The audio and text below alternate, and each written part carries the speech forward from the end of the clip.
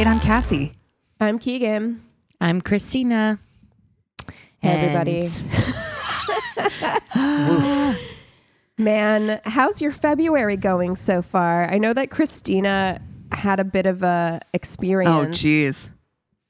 Yeah, I have had a week. I was telling you guys, I really don't like conferences.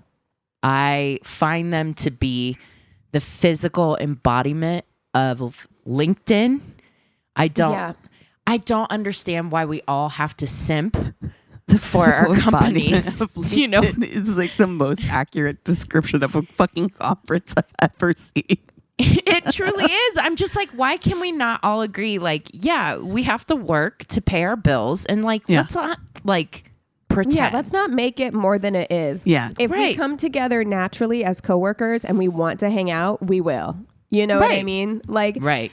But the whole like forced team time or whatever, like trying to make us be a family or whatever. I'm like, there is nothing worse than whenever you have to spend time with a coworker who you don't really like and they have like one too many maker's marks and like get their tie all loose. They start unbuttoning that top button. It is. It absolutely is. And you're just like, I don't want to see you this way. You know what I mean? Like, I want to see you in one specific setting as one specific person. I don't need to see you loosen up. Okay. No. Like I'm fucking good. We don't need to get comfy together. Right. And like also I do think that when you get conferences in Vegas, especially, like people, it brings out the worst. It really is. And I'm like, guys, like there's so much happening right now in the world that's so overwhelming. It felt even more fake or unimportant, you know, at the same time, where I'm just like, this is ridiculous. Like, USAID, so Department of Education, all these things fucking gone. Like, we're witnessing a coup right now in the government, and I have to talk about attribution, like pixels. Like, this is so fucking crazy to me. Well, I mean, that's always how it is. I mean, like, this is what it is like whenever you are living in like late stage capitalism, where we're just like working through historic event after historic event, crisis after crisis, you know, like last month when LA was on fire, and it's like you have to start because there's still deadlines, there's still stuff you have to get in, so you have to start every email with like, hey, hope you're okay. Right. We're not. We're not. But we still need those files or fucking whatever. And it's just like, this is not, I don't think that our nervous systems are built for this. Like, they're really not. And then conferences, even in the best of times, you can always tell the people who are like, I'm away from the wife and kids for a few days. I'm about to hit this shit hard. And Vegas makes that like 8,000 times more apparent. You know? Oh, man. I think that there is we can't truly understand how much we hold our breath on a daily basis living in the United States. Yeah. And I feel like after being here in Germany for almost a year, I'm starting to like realize like how much I was holding my breath all the fucking time. Yeah. I was so anxious about everything. And I take fucking anti-anxiety medication. Like everything, it's like you just don't know when the other shoe's going to drop. When it's almost you anticipate it. Like it's constant anticipation of more bullshit. Yeah, especially right now. Like this is the worst I've ever seen it. Like, you know, by a lot. Well, not to like alarm the listeners or anything like that. Definitely, I would recommend everybody download the app 5 Calls and really start pressuring people to fucking do something. Stop talking about stuff and start doing it. But, there's a court case right now that I was telling you guys about where basically you can sue any journalist or podcaster for saying something negative. And yeah, I mean, at the end of the day, it could mean the end of a lot of your favorite podcasts, Substacks, TikTokers. Yeah. So something to be aware of. This is where we're at right now. So if you like our podcast, please call your senator representative, ask them to protect do something. Free speech? Yeah. Question mark? Like something that like our country was founded on. Yeah, I don't know. It's weird times. It's weird times out here. But okay, on a slightly less dark note, I did go see Bright Eyes last night, and I loved Bright Eyes. I still love Bright Eyes, obviously, but like I loved them so much growing up. I'm Wide Awake It's Morning was like repeat material for me as a teenager. So it was so incredible to get to see Conor Oberst live, and with his band was wonderful as well. And it was just like, oh man, it was a really strange experience actually, because I felt reconnected with my teenage self, but also felt like it was one of the first times where I like went to the bathroom and like looked at myself in the mirror and was like, oh, you're like almost 35. Like not in a negative way, like just in a like, oh, you look different. Like you don't look like you're 21 anymore. Like I also just cut all my hair off, which is something like, it changes the way that you look at yourself. I love it. I love my haircut, but like it does change how you see your face. And it was, what a strange kind of like dichotomy for me, because it was just like, oh, this is like, I'm so in touch with my 16-year-old self, but I am starting to like really look and feel like I look like a 35-year-old woman, Yeah. But it's been a long time since I've checked in with my teenage self. Yeah. Oh, you got to do it. You've got to do it. Every now and again, it's so affirming. Like there are a few albums that I had on repeat, and it was like that one. There was a Decemberist album that I used to listen to a lot, some Belle and Sebastian albums like that I listened to a lot during that time period, some Death Cab for Cutie. And if you just make a playlist of all the songs or albums that you listened to a lot during a really formative period of your life, and just like lay down, lay on the floor, lay in your bed, stare at the ceiling, push play, and just like reconnect with that, really nourish that inner child, Yeah. It's good. I highly recommend everybody do that. Really, really, especially right now. I think it can be very healing. I think so. I think I need it because I told you guys I was like shaky. Coming from that conference, I'm not somebody that likes big groups anyways. I was definitely anxious about flying right now. And I was on a fucking Spirit flight. Oh my God. When you texted... Yeah. Hold on. You're bearing the lead. Yes, exactly. You were stuck on the tarmac in a Spirit aircraft for 3.5 hours, bitch. Couldn't be me. Yep. The way I was stuck on the tarmac on my way home from Springfield, and I was only because they had to de-ice the plane or whatever and check something mechanical, and it was like 45 minutes, and I was like ready to like break the doors off that thing because it's hot. Like they turn the air off. So it's like hot and it's all recycled air. It's a bunch of people in there. It feels like you can't breathe. I'm not even a claustrophobic type of person. 3.5 hours is like twice the length of the flight from or more from the flight. Yes, from way Vegas. more. It's like 40 minutes. And so 3.5 hours. I was like shaking. So first of all, it was like a long time we were waiting before the captain got on and told us. They were like, and here's what he said. He goes, so we had to take a picture of a chip that looks like it's got a little ding in it, and maintenance is going to tell us whether or not it's okay to fly. Babe, there's information I don't need to know. Get me off this flight. I'm gonna go rent a fucking car. For real, like that is more information than I need. Like, just relay to me that like maintenance is taking a look. There's a mechanical issue that you're taking a look at. That's all the information that I need. That does not fill me with confidence. No, fucking all. It doesn't. It doesn't. A chip with a ding in it. A chip with a ding in it. What do you mean? What? Where? Why is there a ding in it? Get a new chip. What's that? I was like, okay.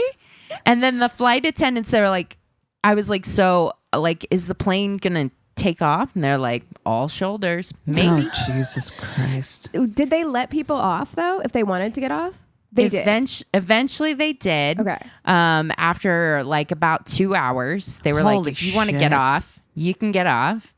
And I just kind of like, I was working. I literally got my laptop out. I bought the fucking $8 Wi-Fi on Spirit. They should be giving you that shit for free. If you are stuck on that plane for 3.5 hours and you're going to make me pay for Wi-Fi. Did you get to order drinks? Did you at least get like a Bloody Mary?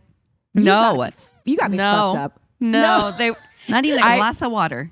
My seat. So first of all, I upgraded on a Spirit flight, which is like so funny. To like, and my seat came with a complimentary non-alcoholic drink. Ooh. So yeah, I got my soda, and I was just working, and I was like, well, I mean, I ended up looking to see if I could get another flight or like a rental car. And by the time I was like trying to figure that out, they got back on and they said, okay, they've approved us for taking off. For, you know, the chip's going to be fine, I guess. And so they're like not confident. I don't. Yeah, same. I'm just like, I don't know that I trust whatever this chip does. Like, I don't know that I trust it at this point. Like, yeah. It was awful. So it, like, finally get in the air and finally get home hours later than I would have been.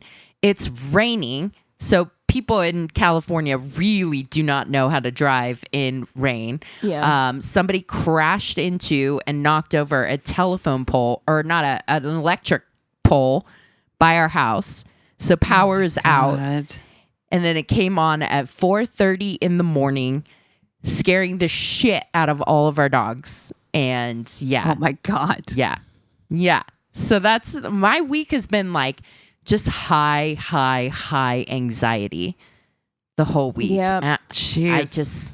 I can't shake it. Like, I tried to like exercise and like stretch and deep breaths, but I feel it in my body. If my body feels like this, shaky, very shaky. Oh, like that's a rubber band that's been pulled too tight. You know?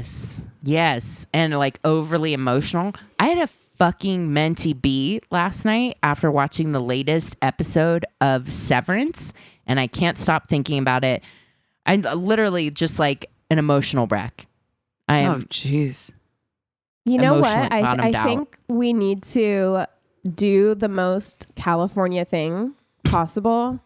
And go to retreat. Exactly. Like, we are gonna like go on a silent retreat. You know what I mean? Yeah. We're gonna learn how to meditate. They're gonna take our phones away. We're just gonna be surrounded by the big fucking trees and do yoga, and like they're gonna teach us how to breathe deeply, and we're gonna come back as new people. I think that's what I need at this point. I'm like, hard reset. I need a hard factory reset. Unplug it. Plug it back in. That's exactly right. That's exactly right. Mm-hmm. Oh my goodness. I'm actually serious. I'm like, I'll look into it. I know that there are a few not that far from us. So yeah, we live in the land of silent retreats for sure. That's right. There's got to be one here in Germany. You guys come on over. I'm sure there's one in Germany. I know there's some good ones in France. Oh, so there we go. Yeah. We'll meet in France. So this sounds really weird, but transitioning, like, who are we going to fuck, marry, kill this week? Budget Airlines? Oh, no. No, we don't test fate like that, Keegan. No. However, I think that I sent you guys a thing last week about what cocktail or what drink you would be based on your sign. And I think it's pretty solid. Yep. Mine was a mimosa. Christina's was an old fashioned. And Cassi, you were a Bloody Mary? Yeah. Yeah. How did I remember that? Don't know, but great. I mean, I remembered it as well. So, because they're pretty true. They're pretty spot on, right? So Aries was, it's not for the faint of heart. It's spicy. A little bit spicy. It's a little bit, Not for everyone. Not for everyone. You love it or you hate it. Yeah. But the people who love it, love it. I fucking love a Bloody Mary. That is my plain drink. Yeah. If I'm on a plane, I'm ordering a Bloody Mary. Yeah. And a mimosa was like, it's deceptive. Yes. It's sweet, but it's deceptive. Yep. Like it looks innocent, but it will knock you on your fucking ass before you know it. That's right. Yep. And then an old fashioned was like classic. Got it shit together. Yep. Mm-hmm. Yeah. It really does feel very on brand. It really does. Yeah. Okay. So let's see. I already think I know what I'm going to do. Of course. I'm quick with this one. I already know what I'm going to do. All right, this one's go. hard. Yeah. Okay. I am going to marry an old fashioned. Mm-hmm. And I kind of did. Right. It does. Yeah, that's exactly. Yeah. Chris feels like an old fashioned in the best way. No bullshit. It's clearly what it is. It's giving library. It's giving good, deep, long talks in front of a fireplace. It's wise. There's something giving sandalwood. Yeah. It's like earthy and like grounded and it's it good. smells like that cedar and tobacco candle that you can buy. Yes. Yeah. I'm gonna fuck a mimosa though. Fun. Because it's going to fucking be fun and it's going to surprise you. You're going to be like, oh, it's going to be fine. But then you're like, God damn, wait, what? Wait, what? I didn't know that was going to happen. They look all sweet and innocent and then they pull out the like cat of nine tails. And you're like, okay. Shit, we went there, huh? Okay. Okay, I know what I'm going to do now. Okay. Listen, I'm going to marry a Bloody Mary. And I'll tell you why. Variety. Yeah. Are you going to add horseradish? Is there going to be a strip of bacon? Maybe. Some of them have like a whole ass slider salad on there. Yeah. A chicken wing. I've seen ones with rotisserie chicken in it. Yeah, there you exactly. Like, what the fuck? Dude, spicy. I love the variety. I think it's going to keep me on my toes. I'm never going to know what I'm going to get because everybody does a Bloody Mary differently. Everybody's got their specific part of what I Bloody love Mary about mix. It. Yep. Yeah. Yeah. And I need variety. Otherwise I get bored. And then I'm going to fuck a mimosa. Right? Yeah. Yeah. Fun. Brunch. Oh my God. It's everyone loves super brunch. fun. And fucking wasted at like fucking 1 in the afternoon. God. That is one of those feelings because mimosas are so deceptive. You order a pitcher for the table. Yeah. You have more than you think. And then you step out into the sunlight. And actually it's kind of it's a good feeling when you're just like, woo, you got like you're a little warm, you know? Everything's just a little softer. Yeah. Exactly. Awesome. And although I love old fashions, I think it would be too classic and too grounded and too boring for me. I can see that. I can see that. Yeah. Okay. This is why we would never steal each other's men. Yeah, it's true. It's true. I am trying to decide if I want to marry the Bloody Mary or the old fashioned. I think they're both great in like different ways. We won't take this personal. Fight for my love. No. I think I'm actually going to marry the old fashioned. I think I am. It feels solid. I actually responsible. Totally. Yeah. Like strong, sturdy, like always going to be there for you. And that is how I feel about an old fashioned. Like if I am not sure what I want to drink and I'm like an old fashioned never lets you down. Right. Yep. I'm going to fuck a Bloody Mary for all the reasons that Christina said. There's variety. It's spicy. It's You better fun. stretch first. Exactly. 100%. I need to do some stamina. I got to do some cardio beforehand, you know? Like I didn't even know my leg could bend that way. Yeah. Surprise, bitch. Here's the bacon. Yeah, exactly. There's a place in Peppercini. Springfield that makes a spicy pickle Bloody Mary, and that thing is so good. And I'm going to friend Mimosa because like we are going to have a good fucking time. Like Aqua's Barbie Girl is playing in the background while we do a shopping montage. We're going to have the best time. So Yeah, I think that was a good one, Cass. Mimosas are always present too for fun things in your life. That's right. For fun. Brunch. Yeah. Wedding dress shopping or at the spa. Like, you're not having a mimosa when you're just like crying on the couch, or maybe you are. I don't know. We listen and we don't judge, but it's fucking. Exactly. I will say, like, I was like sad my last birthday, and I took the day off work, and I prepared myself for this, and so I bought mimosa stuff. There you go. The day before, and then on my birthday morning, I like made myself a mimosa and ordered tacos from Home State. And I was perfect. and it really cheered you up. Yeah, it really does. It made my morning like a lot better. I was like, oh, this is great, you know? God, I love all three of those beverages though. Mm-hmm. Okay, we do have a new patron that I want to give a shout out to. I want to give a big welcome to Sophie Turner. Is Sophie Turner the name of the woman from Game of Thrones? Yeah. Yes, it is. I really fucking hope it's her. And honestly, we ship you so hard. We love you. Ship you, Sophie. If it's not Sophie, we ship Sophie Turner. Yes, we ship Sophie Turner. Period. Regardless, we love you. Yeah. Regardless. Thank you so much for joining us on Patreon. We're so happy to have you all over there. And just in the nick of time. Girl. Yeah. Cassie made us watch a doozy. The worst movie I think Christina and I have ever seen. Like, no, Cassie said too. Cassie, yeah. All of us. I'm so sorry. Excluding me from how awful this movie is in my thoughts. Well, I mean, you did force it upon us. I did it as a fun joke, and I've learned my lesson. And listen, there will be a waiver on our website that you're going to have to sign. If you decide to watch that movie, we're not responsible. No. Yeah, don't watch that movie. I am not liable for this.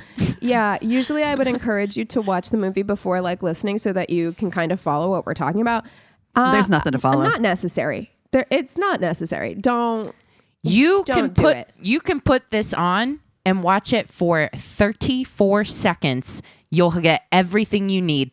Everything you need to enjoy the episode. I wanted to text you guys. I stopped it because I was like, how far in am I into this movie? And it was like 3 minutes. Wow. And I was already like annoyed. Fuck this movie. I know. Annoyed from the word go. Like, wow. And then it only got worse. It got so much worse. Only got worse. There's animation. There's animated penises. Luchadors. There's sunburns.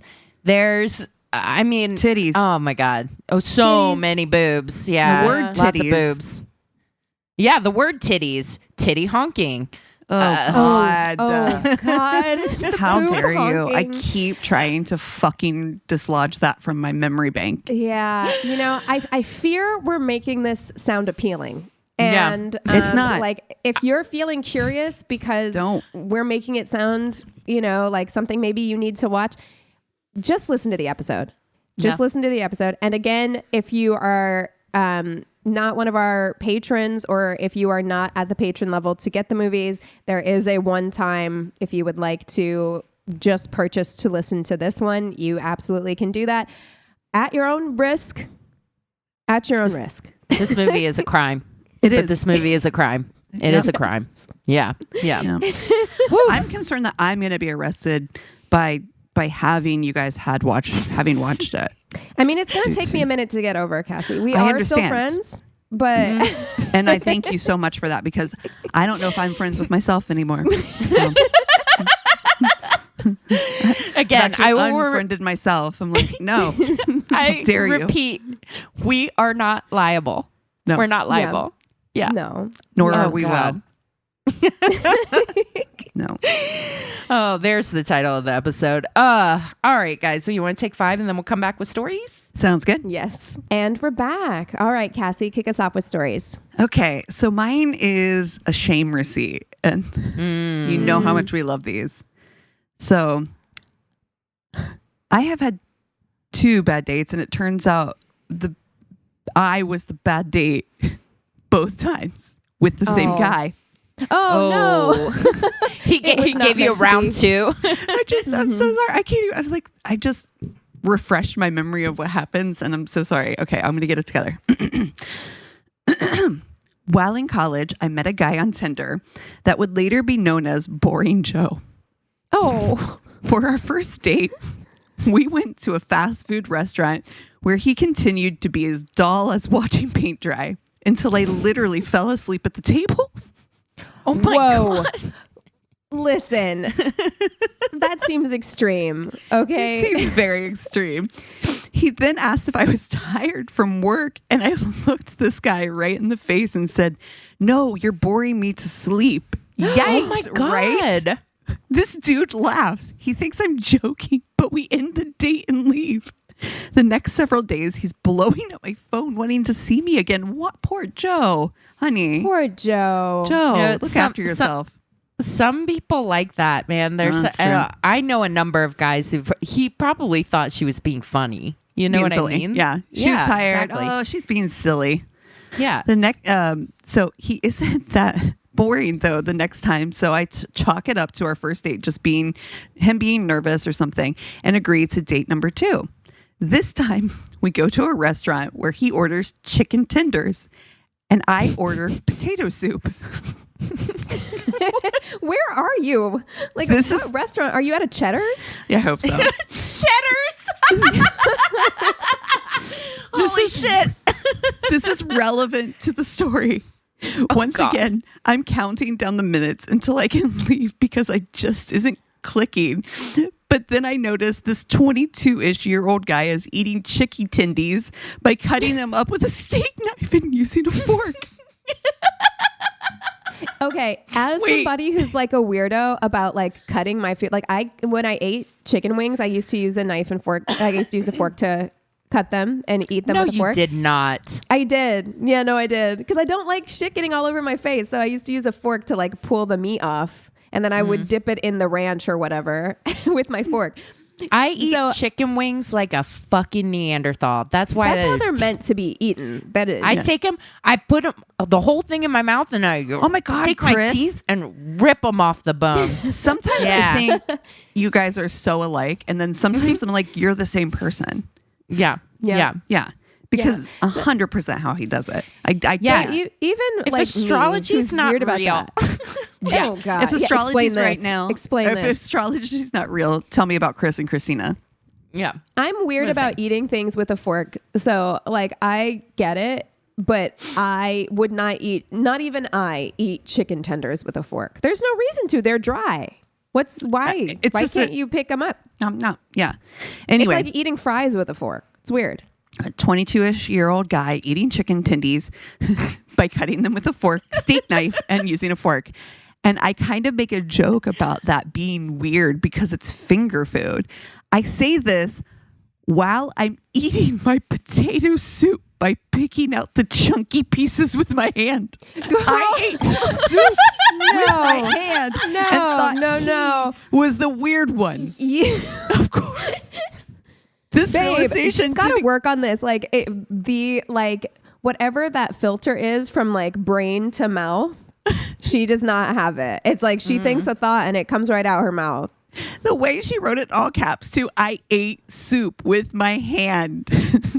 Of course, this realization doesn't come until I'm telling the story to my roommate. That is so bizarre. Isn't it? Wouldn't it be hot to your fingers? You're getting like hot soup. Soup, and she's like, "Ew, hilarious! You're cutting up your chicken tenders." Okay, like pot that's kettle. The weird one. Okay, exactly.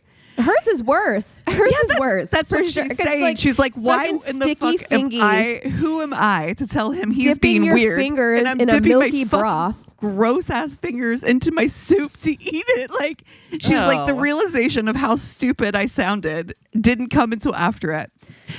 He still tried to make me take me on a third date, but I declined and told him I wasn't interested in him. He took my lack of speaking to him as an invitation to show up at my job, looking for me randomly for about a month until he gave up. Oh, how hot was this chick? She's eating soup with her fingers. Girl, And she made fun of you for eating with a fork and knife. Okay. But you're right, Cassie. Like some guys, some people like it when people are mean to them. Like it like flips some kind of switch in them. Yeah. Makes them want to try harder or something. Like they're into that. Yeah. I don't know. Listen. Eating potato soup with your fingers. Diabolical. Well, yeah. And what? Anyways. Oh my Questions. God. Okay. All right.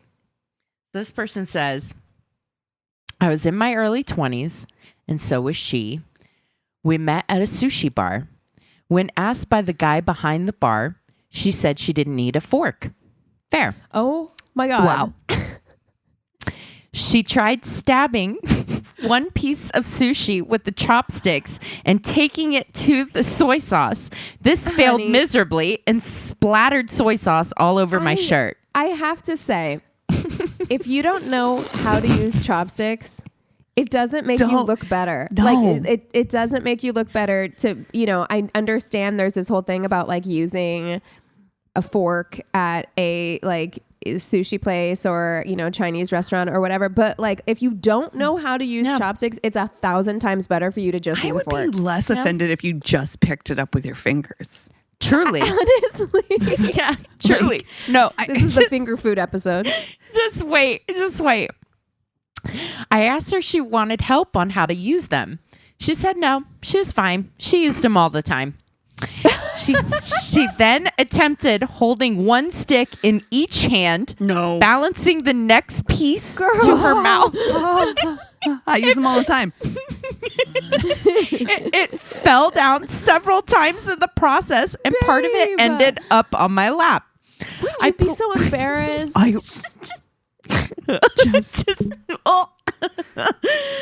I politely asked if she didn't want the helper chopsticks or a fork and said that I could barely use the regular ones myself sometimes. She emphatically said no. She was fine. I know how to use them. After several other failed attempts of experimentation on how to use chopsticks, she finally gave up and started grabbing the roll with her hands. There you go. Not taking each piece with, say, a couple fingers, but grabbing several of them in one handful and wolfing them in her mouth. No. Who raised this person? What the fuck? Was she raised by wolves? Like, what the fuck? Can you imagine sitting across from somebody and they just like fucking have a handful of mushed sushi that they're trying This to sounds like a scene from a movie when the person was like they're new on baby Earth. brain. Like this is brain. like Sexy Born Yesterday. Yes. Like Hot Frosty. You know what I mean? Like does not know how humans Yes. Or she's like Ariel from The Little Mermaid. Exactly. Yes. What brushing her hair with a comb or a fucking fork. Yeah. Like that is so I got who's it's and what's it's aplenty. Again, sticky. Like almost like sushi very often has like eel sauce on it or like spicy mayo. You're just like fisting, like fully fisting like several different sushi raw pieces fish at a time. You can't fool me. This is an alien. Yeah. Yeah, this is Alan Tudyk. She went on a date with Alan Tudyk. Oh my God. This entire I pretended I was invisible during this process. This entire time, she was so concerned with the methodology of putting sushi into her mouth. She made no attempt to start, respond to, or follow through with any conversation. You're just watching it like it's a Nat Geo episode. Totally. Like totally. Observing. Yeah. That's David a new Attenborough's in the back of your head. True. This narrating. After the sushi fiasco, I asked if she wanted to go grab some beers. I still found her attractive, and I was in hot bitch behavior for sure. Yeah. This is that episode of 30 Rock where you have John Hamm and like nobody has corrected her on how to use chopsticks, so she thinks she knows how to use them properly because she's so hot. Yeah. Oh my God. That's she must be incandescent. Yeah. Because literally, like don't even This might know. be the girl from my last story. Yeah. Truly. Yeah. Oh my God. So we go to a bar. I don't remember what we talked about at the bar, to be honest, but I remember there were some what the fuck points in the conversation. But eventually, she drank her beer with a spoon. Kind of buzzed. We end up at my place and we're both getting playfully touchy. We sat on my bed and I kissed her. A few seconds in, she bursts into hysterical tears and then starts apologizing profusely. I'm like, are you okay? No. And she explains she wants to lose her virginity with me, but wasn't ready and is scared and is really sorry she messed everything up, and starts giving me all kinds of explanations for what is, as far as I'm concerned, her own personal decision over which I do not have any kind of expectations or pressure anything to happen. I explained that was fine. I'm not going to pressure her. We can just hang out, or you can leave. If you want to, that's fine. Her crying gets worse. And then she accuses me of hating her, despite me explaining it was fine and that I actually liked her and not to worry.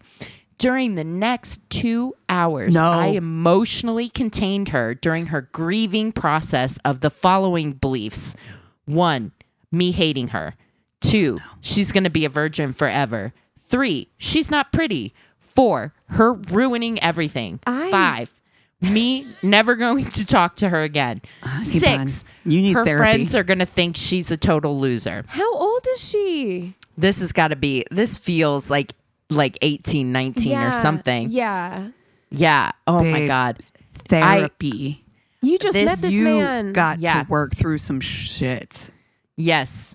Dude, but I have actually, shame receipt, I have definitely done this before. Not eaten sushi with my hands, but definitely cried to a guy about, oh, you're going to hate me. Like, oh, I'm ruining everything. That's very 18, 19-year-old I Christina. also needed therapy too. Yeah. So Christina, when you had that, was it like on a first date? Because I can feel like that could happen, like with a guy you really like that maybe you've been seeing for a little while, especially when you're that young. But a first date? Not a first date. Not a first date, I don't think. But yeah. After she calmed down, I walked her back to her place and tried to convey she'd be fine, not to worry. When we said goodbye, she didn't exactly thank me for the emotional containment with words, but there was a look of appreciation. We kept saying hi on campus after that, but never talked again. Yeah. That feels right. I'm going to say this.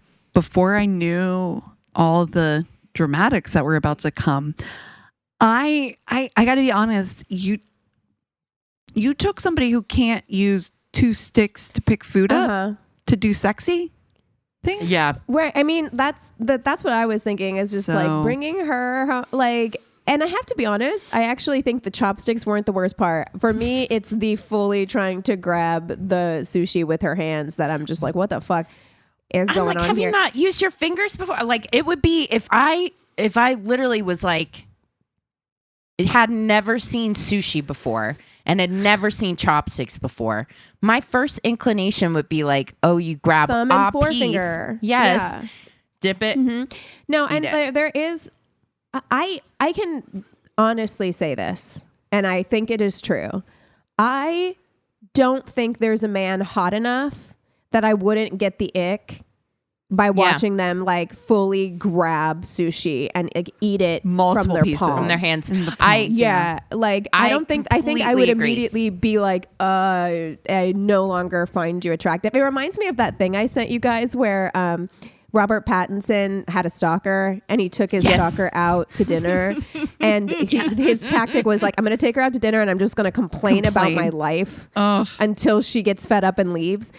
And it worked. Another tactic, grabbing sushi with your whole fucking hand, because that would be an immediate turn off. I don't care how hot you are.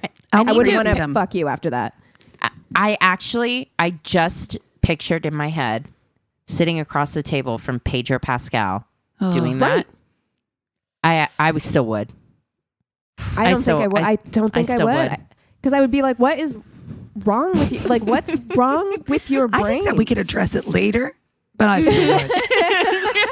That sounds like a future me problem. I would put a pin in it. Yes, it would be addressed. It would be addressed later.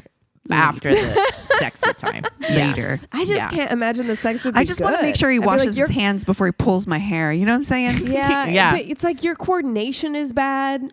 Like, I don't know. You make bad decisions. Yeah.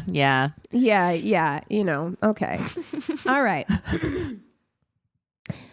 I matched with a guy through Tinder and he seemed cute and nice and normal. The only reddish flag I could find was that when I suggested speaking on the phone, he made excuses and wouldn't do it. Finally, I just gave up. But hey, some people just really don't like talking on the phone. Feels very much a millennial thing. I think a lot of us have phone fear. We scheduled a date. You know what? If you're going to meet up with a stranger, like I don't feel like it's a big muscle ask. through it. Yeah, exactly. If it's important to them, muscle through it. Because I'm with you on that. We scheduled a date after a couple of days of talking and agreed to meet up at a bar. When I got there, he was sitting at the bar with a glass of bourbon. He looked like his pictures, meaning cute, and stood to greet me when I got there. Green flag. When I sat, he waved the bartender over and instead of asking what I'd like to drink, ordered 2 shots of whiskey, one for him and one for me to, quote, take the edge off of meeting someone new for us both. I was slightly shocked. Shocked. I mean, I kind of see the logic there. You know, however, maybe ask. Like, you don't just spring that on somebody. Yeah. I was slightly turned off by this, but I'm a good sport and can go with the flow. So I figured, what's one shot? I took it and then ordered a glass of white wine and we sat and chatted for a bit. It was nice conversation, but nothing to write home about. Eventually, I got up to use the restroom, and when I got back, I noticed he'd ordered 2 more shots and a fresh bourbon for himself.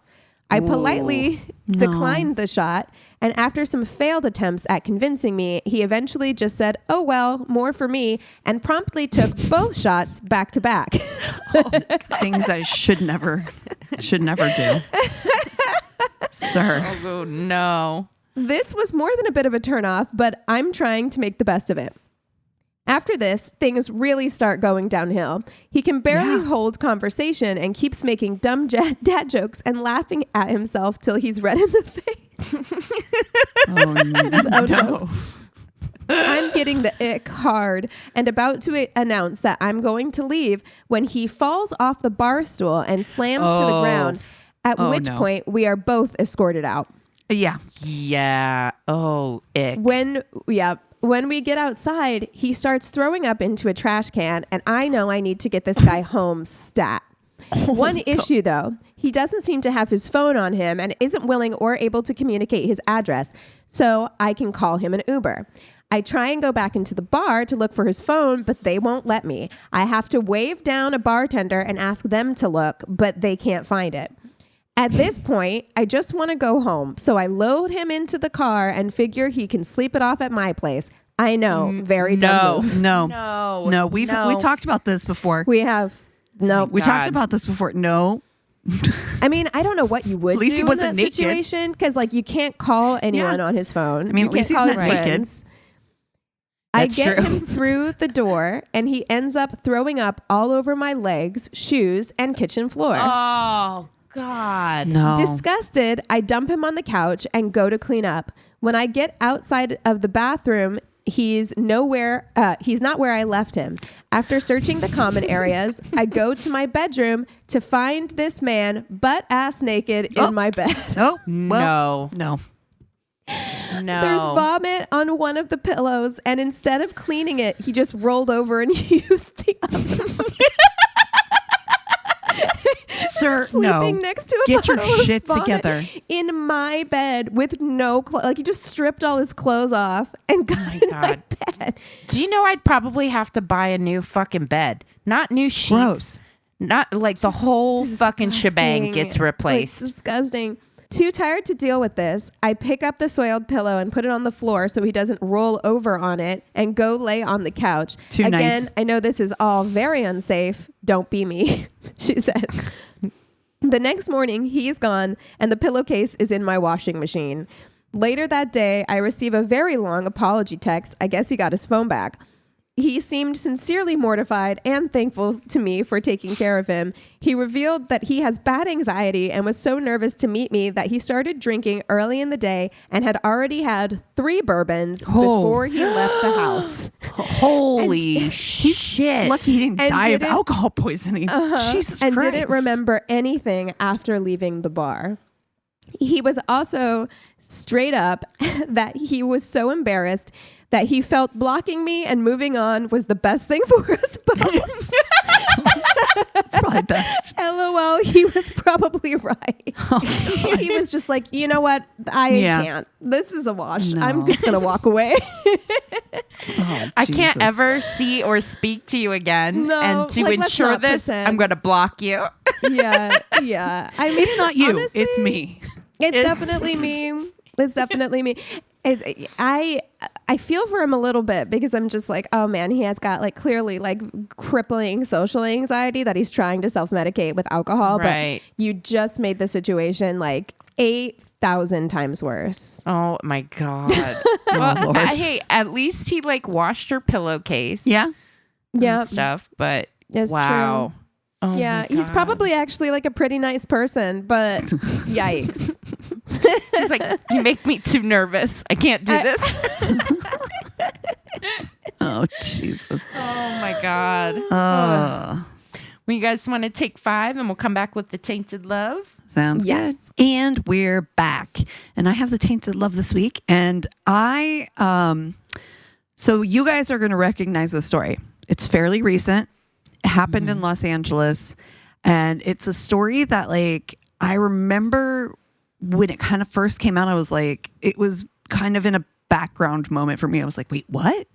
And I didn't really hear much about it, and I've always been curious, like what has happened or what are the details to the story.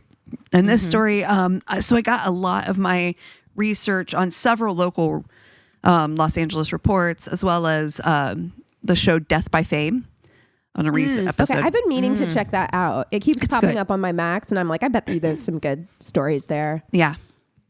This story is fucking diabolical. So this story is about Mei Haskell, her mother and her father, who went missing in 2023. I know that as soon as I start telling the story, you're going to know what I'm talking about, even if you don't recognize the names. So, sorry, getting comfortable. Here we go. Sam Haskell IV grew up in luxury. He's the son of wealthy Uber agent Sam Haskell III. Gotcha. I'm in already. I recognize it. Okay. Yeah. Who is the head of the television for the William Morris agency. So this guy is like huge. Big. Yeah. Right. For people not in LA, like William Morris, CAA, UTA, like those are the big agencies that like all of the A-list celebrities have. Yeah. Yep. So to say he's connected is a fucking understatement, right? His godmother was Dolly Parton. So also, how many godchildren does Dolly Parton have? Can we talk? Oh, a million. She's got a lot of godchildren, right? Yeah. Sam's father had a storied career representing some of the biggest names in the industry, including Dolly Parton and even George Clooney for a while. So, I mean, this is, the big bigs, right? Big leagues. Sam took that privilege, Sam the fourth took that privilege and definitely made it his personality. There's no question that he was like King Nepo baby. Oh, big Nepo energy. He would name drop and on not just people he knew, but brands, wearing Burberry, he's Mr. Big Shot, right? Anything that would like give credence to who he was. That's such a turn off. Oh God, like really is, especially if it's not from your labor.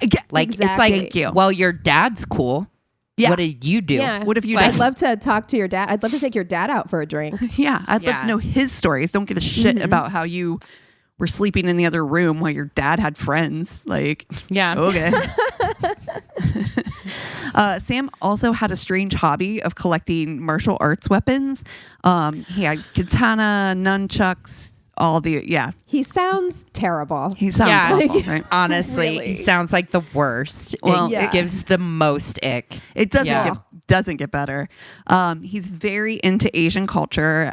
He's able to speak Japanese. Both of your heads are like, okay. The role of not just the eyes, but the necks that just happened here. He's also very interested specifically in Asian women, of course. See, that's what I knew was coming. Yeah, there's nothing wrong with being interested in a specific culture. Like, there's nothing wrong with like wanting to read about it, right? Whatever. Yeah, finding it interesting.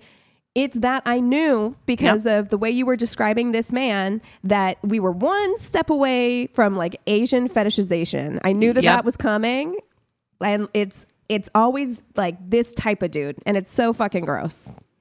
Yeah, it's got to stem from a deep insecure, like he knows in his heart of hearts what a fucking weeb he is. An absolute fucking loser.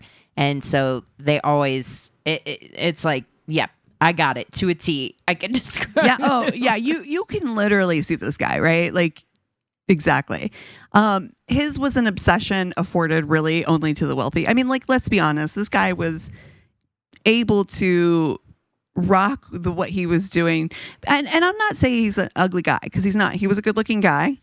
Is, I think, probably still a good looking guy. But, you know, he's given everything on a silver spoon, right? No, I've known men like this, and like it's never attractive. Like guys who just ride. I went to school with guys like this when I first moved to LA, like just uber wealthy guys. And you know what? Some of them were even kind of nice, but it was a huge turn on. It's not a turn on for me that your daddy pays to have somebody come, like you've never washed a dish. Like some guy like literally said that like it was it's not a brag. Positive. Like it was a brag. Yeah, because he's always been so wealthy that they've always had housekeepers, and his parents still pay for someone to come and do his laundry and wash his, clean his apartment. Gross. And I'm just like, that's not it. It doesn't make me like you more. At all. It makes me like you less. Actually, exactly. If I'm honest. So he's living this like, luxury lifestyle. He's living the life of a bachelor. Meanwhile, though, most of those who worked with him or knew him did not know that he was actually married to his wife, Mei Lee, since 2010, and they had 3 sons. Wow. Okay, so let me tell you a little bit about Mei. Mei had modeled in China, and was living in the U.S. Of course, she's Chinese. Of course, like he's also too. That was kind of like the thing too. It was like he only ever dated or kind of doted on people who were of Asian descent. It's very Asian, like you said, Keegan, like very fetishy. Fetishy. It's very fetishy. Sam and her had met apparently when they had gone to college. She was beautiful, into fashion, and shared a lot of common interests with Sam in that regard, because they were both into fashion, both into like, brands and things like that. They had married, and after their first son, her parents, it's her mom and her stepdad, moved to Los Angeles to be with them to help out with childcare. Sam, wanting to get out of his father's shadow, quote unquote. I'm like, do you really? Because no, you definitely don't, and you're definitely going to use your dad's like cachet to get out from under his shadow. He started using an alias, Sam Basinger, like Kim Basinger. Like okay. You're not even trying so you're to just picking another like famous Hollywood name. Yes. So people are like, is he related to Kim? Exactly. Because it's not that common of a last name. No, it's not like you were like Smith, Morris, anything. Yeah. Like. Right. You're like, I'm actually Barrymore. Yeah. Don't draw any conclusions from that. Don't think that maybe. No, couldn't be. Definitely not. Sam wanted to break into his own arena, making films. He wanted to be, a filmmaker. So kind of outside of the agency side, he was looking to be more in the filmmaking. I'm so sorry. This is such an Did you go LA to college story. with him? I know. Where I'm just like, everything you say is making me roll my eyes because I love that LA is a city full of dreamers. I actually really love it. I think it's really, really beautiful. It's part of what makes LA. But there are just some people who, and I knew so many of them. Well, there are dreamers and there are schemers. Yes. This guy's a fucking schemer. Yes. And there are clout chasers, like people who don't really have talent, don't really care to try and create real talent in themselves, don't want to put the work in, just want the fame portion of it, just want the accolades and the lifestyle. That's right. There was a guy that they were interviewing on the show that I watched that was friends with him that I was like, I think that because even at one point he was like, I hope he's found innocent, blah, blah, blah. And I'm like, you just want the clout attachment to somebody who has clout. There are people out here like that. There are quite a few people who like don't care if it's negative attention, positive attention, like whatever it is, as long as it means that they feel relevant, that they can be on TV, that they can be attached to something big. Yeah. That they could be president. Jesus, girl. Proof. Hey, we're not liable. We're not liable. Nope. Nor are we. Wow. Free speech. Free speech. Free speech. All right. Sam wanted to kind of, like I said, go into film directing, creating movies, creating his own material and art. God, just to be able to create art, that sounds like the wealthiest thing you could ever. Well, it rich man kind of is. Yeah, it truly is. Yeah, yeah. But he owned a very expensive camera. It's like $100,000 camera that he owned. It was like very top quality. This is also a very LA story because the camera itself brought in an income. If you know anybody who owns a camera in LA, most people, they'll rent it out. They can rent it out for fucking bank. You could make so much money renting out your camera and then also charging your own day rate if you're using it. So like you're not even being hired for yourself. You might be being hired for your equipment, but you're also being hired to run your equipment. So it's like double dipping, but it's, listen, it's a good gig if you can get it, I guess. But that's what he was doing. He had to. Yeah, but again, it's like the idea of spending $100,000 on a camera that you most likely don't even really know how to use because you're not going to actually go through getting the education of knowing how to use it. Yeah. Or maybe not properly, right? Because he did use it. I mean, I think that he probably had at least some understanding, but yeah, I mean, so he's making pretty good money. So much money. I'm doing a lot of projecting on this. I'm going to back up. I'm projecting a personality onto this guy based on my own experience. He does do some of his own film work, but I think honestly, like whatever he's making off of probably renting that camera out he's putting right back into his quote unquote art, making films for friends and making videos for friends and doing things for, like that he deems fun or worthy of his time. Right. He also has this kind of weird, carries kind of an unhealthy sense of paranoia about his wealth. And he shared his fears with his friends about being kidnapped and held for ransom. So he's kind of got like an elevated sense of importance. Yeah.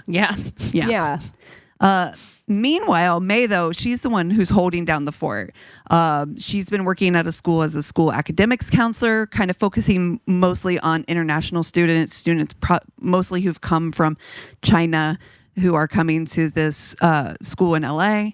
And so she's taking care of 3 fucking kids. I'm sure she's got the help, of course, of her mom and stepfather, but it's like she's living a seemingly kind of normal life, and he seems to kind of be living this other life. Right. Like, are they living separate lives? Like, do they live together? They live together. Yeah, they do. So it's like, but he's like going out, having dates with people. He's like, it's really fucking charming. Weird. It's so fucking weird.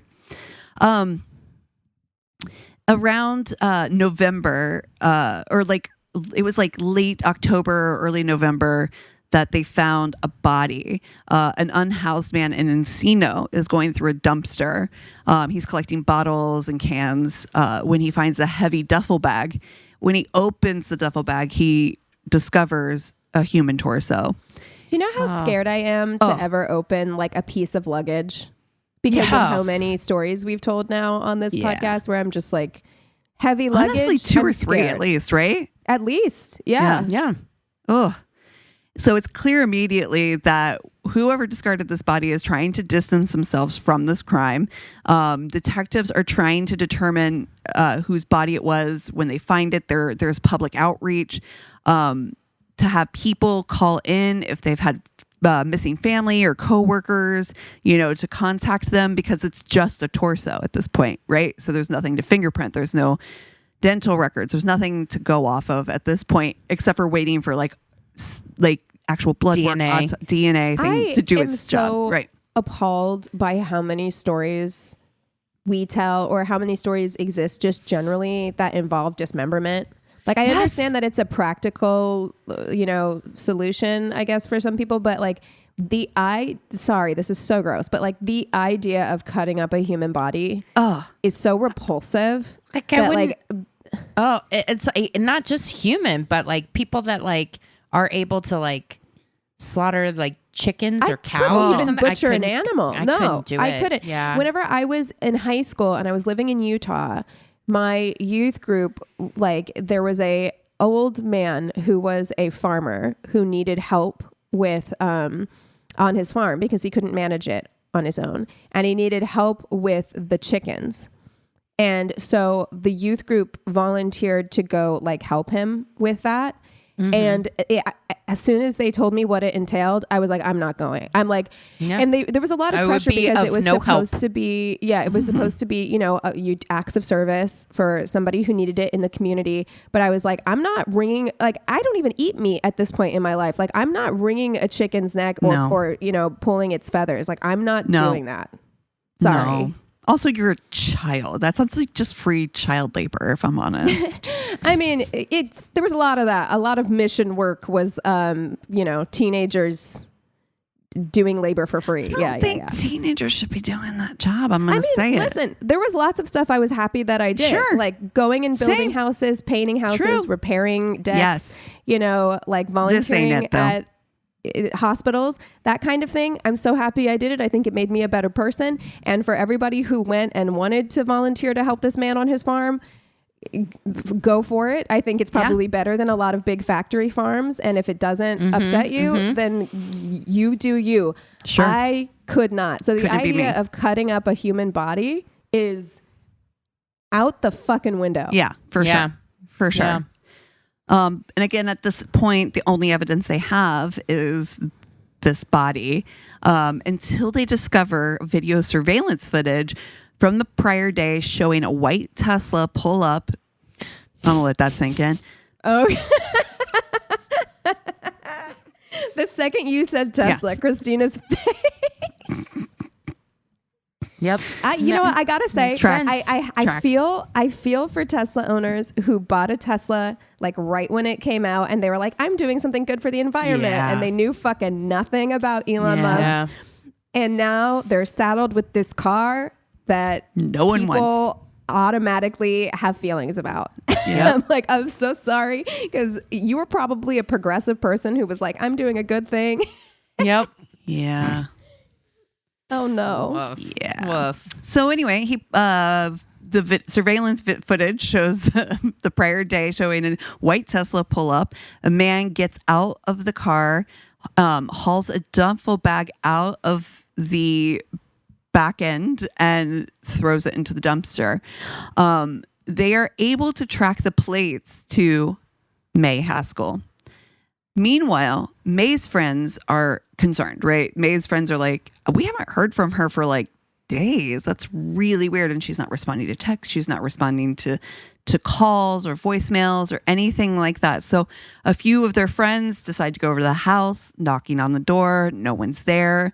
Finally, on November 8th, police are able to enter the home with a warrant because, again, they tracked the car to Mei, all this stuff. So they were able to get a warrant and go into the home.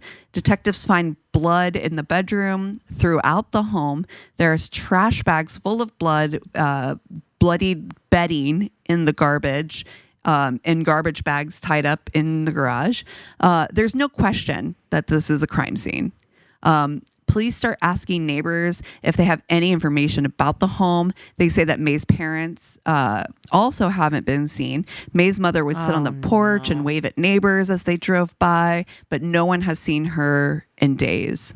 So neighbors provide ring cam footage, surveillance, anything that they have facing the Haskell home, and see day laborers had been in the home earlier in the week helping bring out large duffel bags to be discarded. They return to the home with the bags, though, just hours later, and are seen leaving the bags on the driveway. What a fucking no, thank you, rich guy piece of shit move to not even be able to like discard of your own fucking evidence. You can't even do that labor on your own. No. You know, like what a piece, like, oh God, this guy sucks so much. The day laborers end up going to the police saying that these bags were filled with fucking body parts. He had told them they were filled with like some rocks or whatever and some old like holiday decorations. And they're like, the weight in which the distribution was weird. It didn't feel like that. And they opened them up. And that's when they said they immediately turned back around, gave the guy his $500 back, and were like, we're not doing this. And that's fucking bold as shit. Well, and it's also I feel like there's some rich or privileged people that think that we would do anything for $500, and then we're so stupid and we wouldn't even question it. You want to be angrier? Yeah. Or that money You're prepared means to be so angrier? much to us like it means to them. Do you know what I mean? Like where it's just like money is everything to you because like your brain is rotted. Right. Well, prepared to be more angry about this because the LA police almost didn't do anything about it because this group of day laborers who found the evidence went to them and spoke only in Spanish and were not taken seriously when they reported their findings. And by the there we go. I fucking hate it here. It's racism too. It's thinking that and to be honest, he was almost right because again, nobody was paying attention. Oh my God, this is infuriating. Yeah. Well, and the other most infuriating part is they talked to the sheriff's office, they talked to the LA police, and they're getting sent back and forth and like in a circle. And then finally they're like, call 911 and report it there. And then finally, by the time the police patrol shows up at Haskell's home, hours later, bags are gone. You don't say the bags are gone now? Oh my God, so fucking frustrating. At this point, there's a lot of probable cause evidence already. They're already like, we have this report, we have the bags in the house, we have the torso, we have all of these things. And, certainly the only one who's still alive from this home are the 3 little boys and Sam Haskell. So, hi. Yeah. So on November 8th, 2023, after a search warrant was executed, at the home, they find Sam at the Topanga Mall in Woodland Hills. They find in his Nissan a knife, a gun, and as well as blood evidence. So the Tesla that he had been using actually belonged to Mei, but he had dropped it off in a neighborhood in Encino. And finally in December of that same year in 2023, an autopsy was performed, and it confirms that the torso does belong to Mei Haskell. Sam is charged with murder at that point of Mei and her parents. At this point, Mei's torso is the only thing that's been found. So they have not found the bodies of Mei's mother and stepfather. They are, but from what they found inside the home, the blood evidence that they can link to at least 3 people, they're hoping that this is all going to be enough to secure a conviction. there's also some things that come to light now that he's been arrested from his past. He has a 2008 assault charge, assault with a deadly weapon, in which he was given 3 years of slapped on the wrist probation. It also seems that he just has kind of a history of behavior, abusive behavior. And a lot of Mei's friends, think that the relationship had been violent in some ways. And there definitely had been a lot of issues between them and that she had wanted to leave. Her biggest concern, of course, about leaving was that he's wealthy. He has all the money. She's here from another country, so she's concerned that she doesn't have any rights or that she'll lose her children. And, I'm certain, worried for a very valid reason. I'm certain he would have taken the kids or done whatever he could. Well, where were the kids? Do we know? They lived with the family. Like they lived in the residence. They currently are now, I believe, living with his family. But he doesn't, they are not living with him while he's in jail. So still without bond. Mei's friends, again, clarify that she had been wanting to leave him for a while. And of course, the ongoing violence is suspected. Sam shows, girl, they show him showing up to fucking court shirtless. He decides to come to his court appearance. This man is not shirtless. Well. Like he's. But now people are like, is he doing that? Okay. Right. Do you think he's doing that because of, oh, I'm not there. I'm too, I'm not with it, even though, again, like I said, they have not discovered after extensive search all over Los Angeles, they have never recovered any other bodies or body parts. But again, with all the evidence that they have, they're pretty sure that they're going to be able to, convict him of these 3 murders in which they are charging him all separately for, which I think is smart because I think that I think the most profound evidence obviously is Mei. Right. Mm-hmm. But as of now, as of currently, as of like January, he's still awaiting trial. So we're still no complete outcome from that story, but it was like one that has been on my radar for a long time. So, I mean, what was his motivation? Like, other than the fact that he was just abusive? I think that she wanted to leave him. I think that she was finally, probably saying and making plans or finally, or who knows, maybe he was dating another one of the women that he'd been dating because he'd just been living a bachelor lifestyle. Yeah. It almost makes me even know he was fucking married. That's insane to me. Yeah. It almost makes me think it's hard though. It's putting a lot of reason onto somebody who's obviously doesn't have the same like thought patterns that I do. But I'm just like, if he was living a bachelorette or a bachelor lifestyle, why would he give a fuck if she was like, I want to leave you and take the kids? It sounds like that gives you everything you want. But if you're an ego, exactly. Yeah. Oh man, it's really, I mean, one piece of advice, whenever I hear stories like that, it's just like, you can never, ever, ever, ever put your fucking finances in the hands of another partner. Yeah. I won't even limit it to men or women, but like always make sure that you have your own fucking bag, Yeah. You just never know. You never know. Yeah. I mean, I live paycheck to paycheck. So, I mean, I guess that if anything happened, I could just open a new banking account and, that next paycheck go there. So that'll be fine, right? Yeah. Well, and you and Chris have accounts together, but you have accounts separately too, don't you? Yeah. Or all of your accounts are together. I actually like all our accounts are together.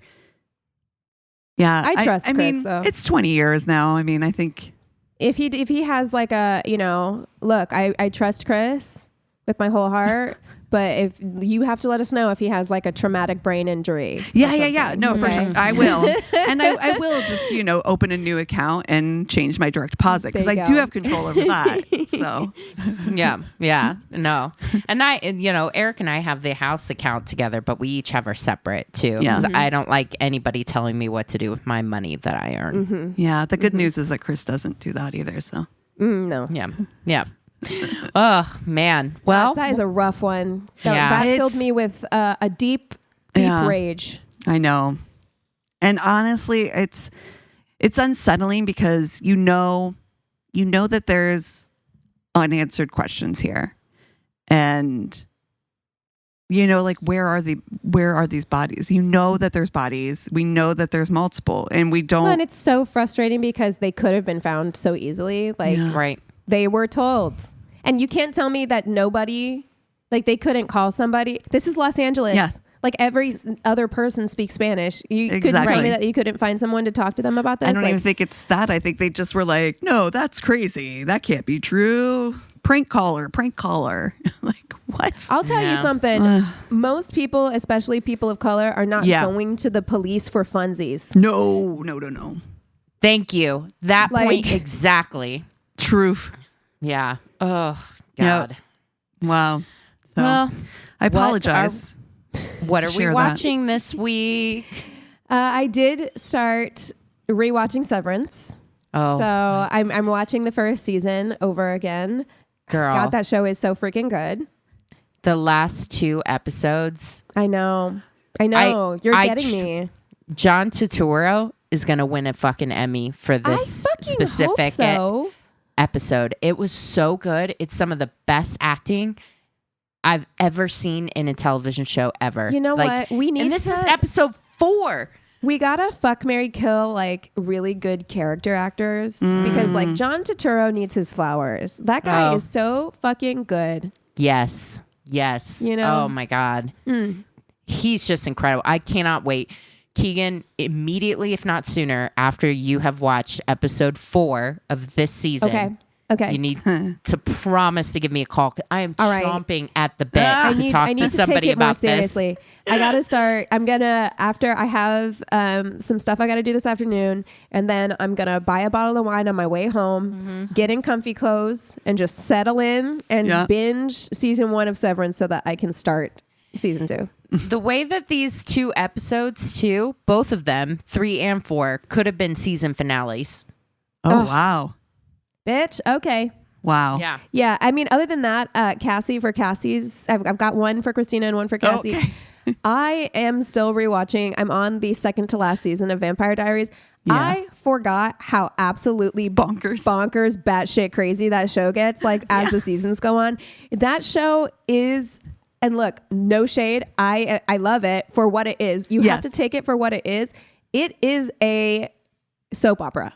Oh, yeah. I understand why old women get sucked into soap operas. It's a soap opera with better film quality. Yes. Because the way, you're so-and-so is brought back from the dead and they're fucking so-and-so's mom and there's an evil doppelganger who looks like so-and-so. It is the most, Young and the Restless ass, or not even, whatever. You just put Passions. Do you guys remember? Yeah, that's it. Girl. Yes, that's it. My grandma fucking loved Passions. Passions and walk Vampire Diaries. So that Vampire Diaries could run 100%. Where you're just his dead mom was trapped in a prison world and was brought back, but they're all evil witch vampires who have extra powers, and you're like, oh my God, dude, what Passions the fuck is going on? Unhinged. Passion was incredible. Incredible. Watch the shit out of it. Time. Every day after school. Dude, why isn't that up on streaming? I would do a Passions watch with you guys. I think it was probably only 3 seasons. I don't even think it lasted that long. There we go. We've got that for a Patreon, extra Patreon content. Oh no. Passions rewatch podcast. Oh. Oh no. Oh Lord. My God. We got to be able to find YouTube. I'm thinking, I'm positive it's probably up on YouTube somewhere. Amazing. Yeah. Oh my God. Buy it on eBay on DVD. God. I haven't thought about that show in ages either. Right? Wow. God. Wow. What a blast. I've I read the second book now from the Fourth Wing trilogy. Yes. And I actually really liked it. Here's what I'll say. Here's what I'm going to say, because I think a lot of people didn't like the second book as much as the first book. The first book had a lot of the like will they, won't they spice, the enemy to lover romance, and the spice was spicy and it was hot. And the fact of the matter is that that's great, except that they've reached that point. So you can never recreate that tension again. Yeah. Like, I'm mad at you because you didn't tell me everything. It's like, that's not enough to induce, because it's silly, right? You're like, that's silly. But what the second book had that I really enjoyed was a lot of action. So like the fights, the battles, the scenes like that were like really, really well done. She just does a really good job of putting the world together. So I can understand if you got similar to ACOTAR. Is it similar to ACOTAR? I have never read ACOTAR, and I don't want to because it does not sound like it's in my wheelhouse. I don't like high fantasy as far as that's concerned. I like dystopian fantasy, which is more like what this is. So it's giving more, there's dragons in it, but it's not, and there's like a little bit of magic-y whatever, but it's not like fairies and like, I got to be honest, Royal fairies really are like, where all that stuff. I draw the line. Personally, Cassie says no fairies. No fairies. I told you no fairies. Vampires, yes. Dragons, yes. Fairies, no. Got it. Magic, got it. Okay. Magic, fine, great. Yeah, witches, love it. Fairies, you lost me. You lost me. You lost me. It's just not my bag. That's awesome.